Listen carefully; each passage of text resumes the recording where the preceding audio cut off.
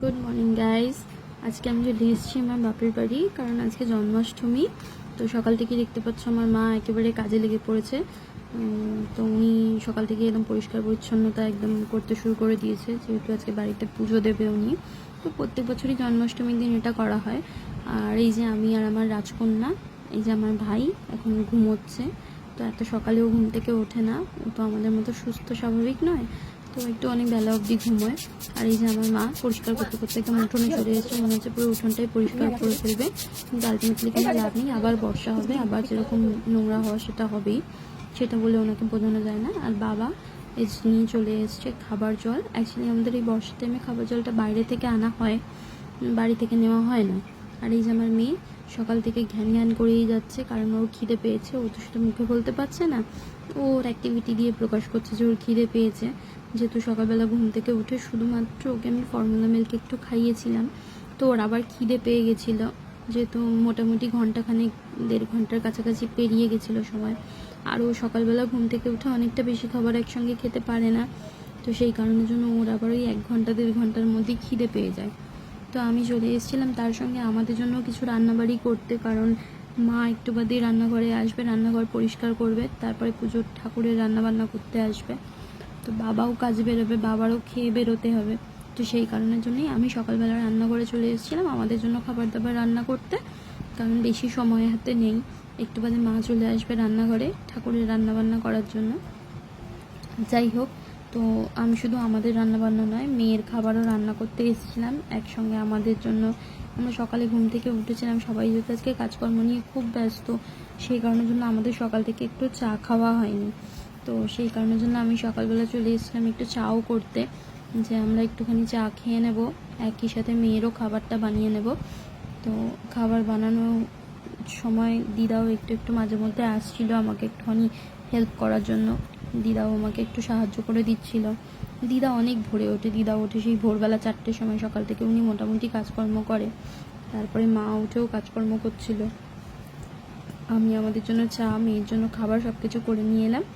এই যে আমার মেয়ে চা খাওয়ার সময় তার এত ব্যস্ততা, সে আমাকে একটু চা খেতে দেবে না শান্তিতে, সে কোলে উঠবে, তার বসে থাকতে ভালো লাগছে না, কোলে উঠে এসছে। ওই জন্য এরপরে ও আমার সঙ্গে একটু একটু চা বিস্কুট খাবে, ও আমার সমানে আমার কাছে চাইছিল। তো তারপরে ওকে একটু একটু বিস্কিট দিলাম, কারণ ওকে তো আমি চা বিস্কিট দিই না, তো তাও দিচ্ছিলাম, যেহেতু ঘ্যান ঘ্যান করছিল, খিদে পেয়ে গেছিলো। এইবার শুরু হচ্ছে মূল অশান্তির পর্ব, যেটা হচ্ছে ওকে খাওয়ানো। ও একদমই শান্তভাবে বসে কোনো দিন কোনো সময়ের জন্য শান্তভাবে খায় না। ও সব সময় অশান্তি করে, সব সময় ওর সঙ্গে একটা যুদ্ধ করেই ওকে খাওয়াতে হবে, তবে ওর খাওয়া হবে। আদারওয়াইজ ও খাবে না। ওকে না খাইয়ে রাখলে সারাদিন ও ঘ্যান ঘ্যান করে যাবে, কিন্তু ওর খাওয়ার টাইমে খুব কষ্ট, ও খেতে একদম চায় না। ওকে জোর করে করে খাওয়ানো হয়। বাড়িতে থাকলে তবুও আমার শাশুড়ি একটু সঙ্গে গল্প করে, ওর বাবা ওকে একটু ধমক ধমক দেয়, তখন খায়। আর এখানে এসে তো একেবারে হাতির 5 পা দেখেছিল মনে হয়, তাকে জানে যে কেউ বকা দেবে না, ওই জন্য সে একদমই খেতে চাইছিল না। তারপরে আমার বাবা তার সঙ্গে একটু একটু খেলছিল, একটু গল্প করছিল। বাবা গল্প করছিল, খেলছিল বলে আমার একটুখানি সুবিধেও হচ্ছিল ওকে খাইয়ে নিতে। তো টুকিটাকি খেলা দিয়ে ওকে একটু আমরা দুজনে মিলে খাওয়ানোর চেষ্টা করছিলাম। তো এইভাবে চলছিল ওকে খাওয়ানোর পর্ব। মোটামুটি ওকে খাওয়ানো মানে একটা আধা ঘন্টা টাইম ওর জন্য নিয়ে বসতে হবে, কারণ আধা ঘন্টার আগে ওর খাওয়া কোনো দিনই হয় না। ওকে মোটামুটি আধ ঘন্টা সময় দিয়ে খাওয়াতে হয়। আর এই যে জল খাওয়ানোটাও ওর কাছে একটা খুব মানে বড় বিরাট একটা ব্যাপার, কারণ ও জল এমনি প্লেন জল খেতেও পছন্দ করে না। ওকে একটু তাল মিছরি দেওয়া জল, একটু মিষ্টি মিষ্টি জল, লেবুর রস, এইসব খেতে দাও, ওর কোনো সমস্যা নেই, ও খেয়ে নেবে। এরপরেই ঘ্যান ঘ্যান করছিল খাওয়ার পরে, কারণ ওর ঘুম পেয়েছে। ও আমাদের সঙ্গে অনেকটাই ভোরবেলা ঘুম থেকে উঠেছিল, ঘুমিয়েও পড়েছে ও। ভাইও ঘুমোচ্ছে, ভাইও এখনও ওঠেনি। এই যে আমার রান্নাবাড়ির পরে মা চলে এসছে রান্নাঘর পরিষ্কার করতে। আমারও স্নান হয়ে গেছে। এই যে ঠাকুর আছে, এই লাইটটা মা কিনে নিয়ে এসছে, অনেক আলো হয়েছে জন্মাষ্টমী উপলক্ষে। সিংহাসনে নতুন লাইট লাগিয়েছে। এই লাইটের পুরো ভিডিওটা আমার কাছে আছে, তো এই লাইটের পুরো ভিডিওটা আমি অন্য কোনো ভিডিওতে তোমাদের সঙ্গে শেয়ার করব। আর এরপরে এখন চলে এসেছিলাম ঠাকুরের রান্নার কাজে, যাতে একটুখানি মাকে হেল্প করে দিতে পারি, কারণ আমি এই টাইমে একটু ঠাকুরের রান্না করতে এসেছিলাম, মা এই টাইমে গিয়েছিল একটু স্নান টান করতে। তো তারপরে মাও স্নান করে চলে এসেছিলো, আসার পরে আমরা দুজনে মিলে এখানে রান্না করছিলাম। এটা হচ্ছিল সিমুইয়ের পায়েস, কারণ জন্মাষ্টমীর দিনের দিন আমরা চালের পায়েস দিই না ঠাকুরকে, তো আমরা ওই দিনকার সিমুইয়ের পায়েস করে দিই। ন্যাচারালি পরের দিনকার চালের পায়েস দেওয়া হলেও দেওয়া হয়। আর এই যে আমি সিমুইয়ের পায়েসটা করছিলাম, মা তখন ভাইকে একটুখানি, ভাই ঘুম থেকে উঠেছিল, ভাইকে একটু দেখভাল করছিল, কারণ ভাই ঘুম থেকে ওঠার পরে ও একটু ওয়াশরুমে ওকে নিয়ে যেতে হয়, ওর পিছনে একটা টাইম যায়, তো সেই কাজগুলো মা সেই টাইমে করছিল।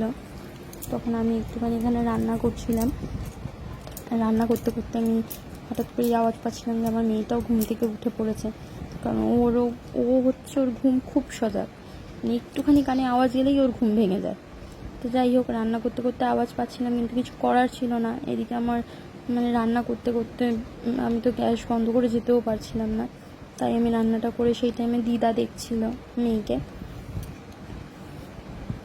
তো রান্নাবাড়ি করা কমপ্লিট তো সেরকমভাবে বললেই তো আর মানে সঙ্গে সঙ্গেই তো কমপ্লিট হয়ে যায় না, একটু সময় তো লাগবেই। এই রান্নাবাড়ি করছিলাম আমি, করতে করতে ওইদিকে মা ভাইকে দেখছিল, দিদা মেয়েকে দেখছিল, তারপরে আমি যখন ফ্রি হচ্ছিলাম আমি গিয়ে ওদেরকে দেখছিলাম, মা দিদা তখন ঠাকুরের কাজের দিকে আসছিল, মানে আর কি সবাই মিলিয়ে মিশে কাজকর্ম করা হচ্ছিল। যাই হোক, শুরুতেই বলেছিলাম বাবা কাজে বেরোবেন, তো বাবা ততক্ষণে কাজে চলেও গিয়েছিল, বাবা বাড়িতে ছিল না, নয়তো বাবা থাকলে একটুখানি মেয়ের সঙ্গে গল্প করে, মেয়ে একটু বসে থাকে শোনে। তো ওই দিদাও মাঝে মধ্যে একটুখানি রান্নাঘরে আসছিল আমাকে দেখার জন্য যে আমি কী করছি, ঠিকঠাক করতে পারছি কি না। যাই হোক, তো যদিও অভ্যেস আছে, নেই বলাটা একদম ভুল, বিয়ের আগে তো আমি করতামই, বিয়ের পরেই বরং আসা হয়ে ওঠে না ঠিক নয়, মানে আসি ওই আগের দিন বিকেলবেলা আসি, জন্মাষ্টমীর দিনটা থাকি, তারপরের দিনকার আবার চলে যাই। এইখানে আমি বসে ময়দা মাখছিলাম লুচি করব বলে, তারপর আমি লুচি ভাজতেও চলে গিয়েছিলাম, কারণ ততক্ষণে ভাই ঘুম থেকে উঠেছে, ওকে খাওয়ানো স্নান করানোর একটা ব্যাপার থাকে, বেলা হয়ে যায়, ওই জন্য মা ওই কাজগুলো করছিল, আমি তখন এদিকে লুচিটাও ভেজে নিচ্ছিলাম, কারণ বেকার বসে থাকলে সময় নষ্ট হবে। তো যাই হোক, দেখো আমি কেমন ফুলকো ফুলকো লুচি ভাজতে পারি, দেখে আমার নিজেরও বেশ ভালো লাগছিলো। তারপরে মা চলে এসেছিলো সুজি করতে, মা যেহেতু ততক্ষণে কাজ কমপ্লিট হয়ে গেছিলো, ওই জন্য মা চলে এসেছিলো রান্না করতে, আমি একা একা আর কত রান্নাই বা করবো। মা চলে এসেছিলো, মা, হ্যাঁ এই যে আমাদের রান্না কমপ্লিট, ঠাকুরকেও দেওয়া হয়ে গেছে, এই যে আমার গোপাল।